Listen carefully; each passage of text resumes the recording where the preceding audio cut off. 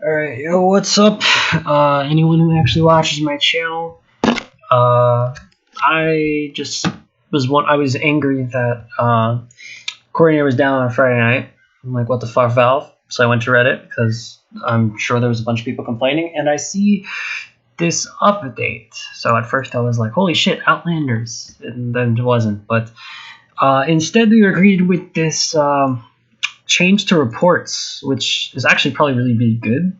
But I want to focus on one thing in particular, which is ally communication reports will no longer be accepted if the ally did not use any form of communication during the game.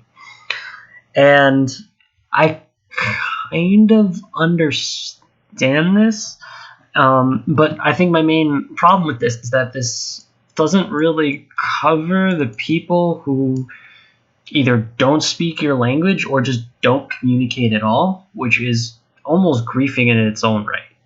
And this probably falls under disruptive gameplay because you're not communicating, because you're not playing with the team, or don't have intention, go AFK or similar. But I feel like that itself is different. It deserves to be reported, and I don't like this fact, especially when it's partnered with removing the fact that you can adding the fact rather that you can only report one category when you submit a report.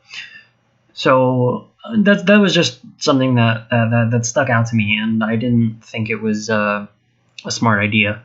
Other than that, I really like a lot of the changes, disruptive gameplay instead of intentional feeding and ability abuse, because dude, I cannot remember the last time I reported somebody for ability abuse just for like, oh yeah, they were like tiny, tossing me into enemies or like following me around rather than, them like specifically using something to grief, like IO porting me into enemy fountain. If anyone ever picks IO in the first place. Other than that, the cheating or MMR abuse, I feel like it's kind of hard to report someone for like scripting or hacking or whatever. It's kind of hard to see it in game unless it's really obvious. But there's that. And then what was the other main thing that I wanted to?